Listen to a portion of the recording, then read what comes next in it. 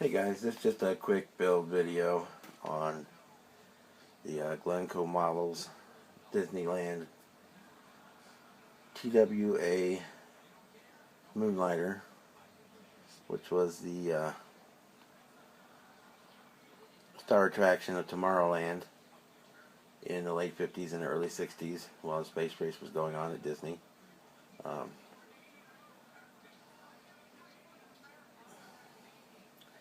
I won't bore you with the long story about how, the made-up story that Disney had for...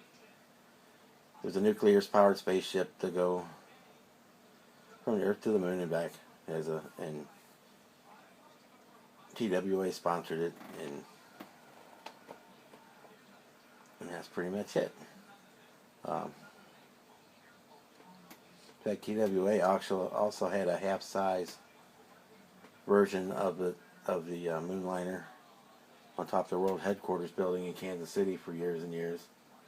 And then when American and TWA merged, then the Moonliner from the world headquarters building went to the National Airline Museum there, also in Kansas City. So it's actually preserved. The actual Disney one was last seen in a storage lot on Disney property, I think like in 1989 was the last time anybody saw it.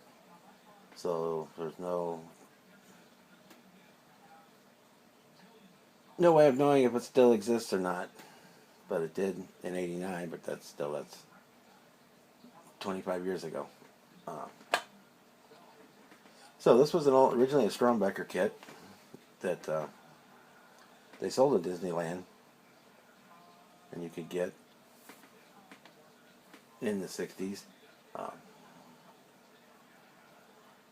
And after TWA quit being a sponsor, Boeing sponsored it for a while. And Glencoe Models bought the tooling for this kit, I don't know how many years ago, and saved it from the scrappers. And they cleaned it up and started reissuing it. But they couldn't get the license for the TWA logos and the Moonliner thing from Disney, because you know how Disney is about their marketing. So they got a little slick, and this is actually called the Marsliner, the Fastway Marsliner. And so it just so happens that Fastway, Fastway, happens to have the letters TWA in it. Surprise, surprise, sneaky, sneaky. And then the various names of the ship, one of them was Moonbeam, and there was a Starliner and a Marsliner, and so a little bit of clipping and cutting of the decals. Lo and behold, you can do the original TWA Moonliner. This is a 144 scale kit.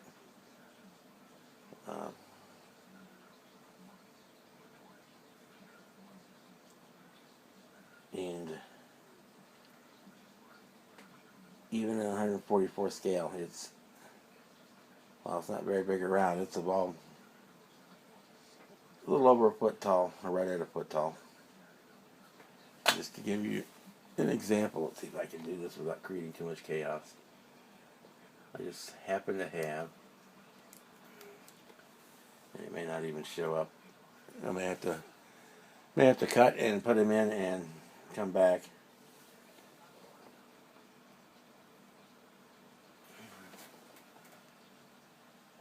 And adjust the lighting and whatnot.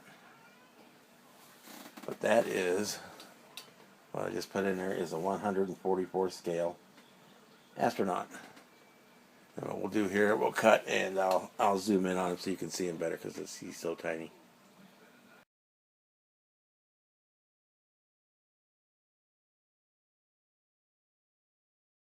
Alright guys, we're back. I readjusted everything, reset the tripod, got everything in there so we can see what we got going on. So this is a 144 scale astronaut standing in front of the Moonliner, just to give you an idea of scale.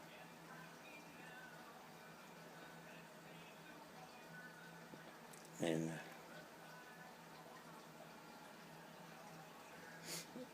don't know what I'm going to do with this model, just other than just stick it on the shelf. No plans for any great diorama or anything like that. It was just a fun, quick build. It took about 2 days. First day I basically assembled the fuselage, which is only 3 parts. Got it glued up, puttied up, and sanded. Next day I painted everything, let the paint cure overnight, and so I guess it took 3 days. And in the morning I decaled it, let the decals dry all day, and I clear coated it and used canopy glue to put the windows in. On the third evening, which we're at now, the kit does come with clear plastic glazing,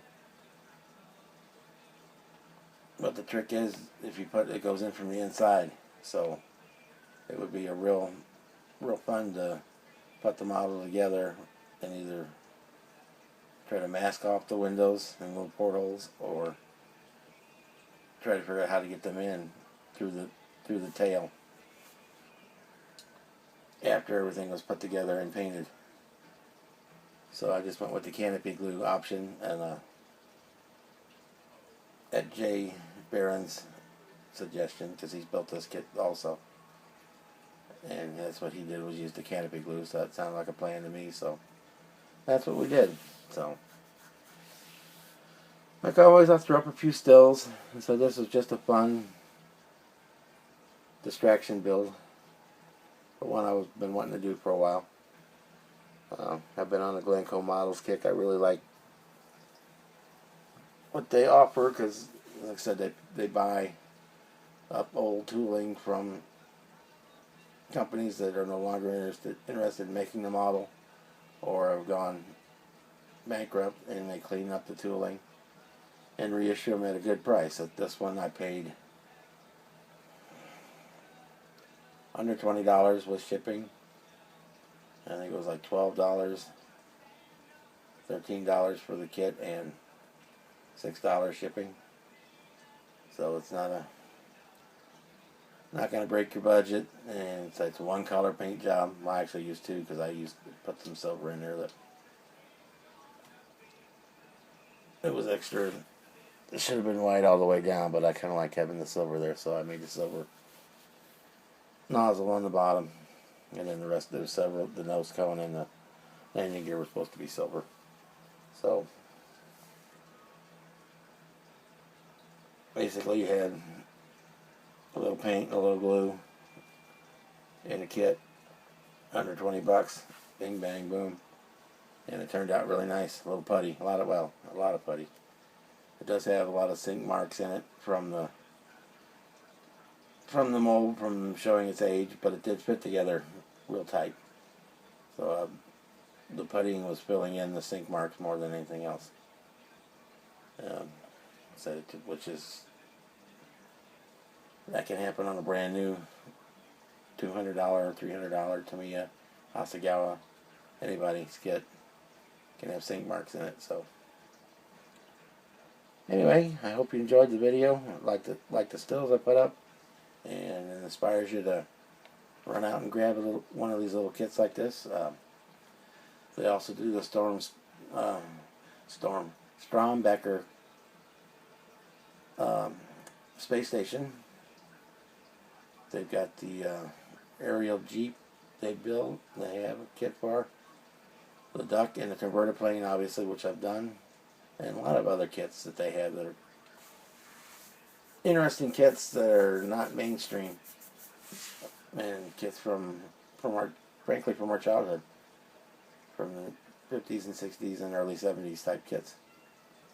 So that's all I got for you, fellas. Have a good night, a good week, and enjoy your modeling.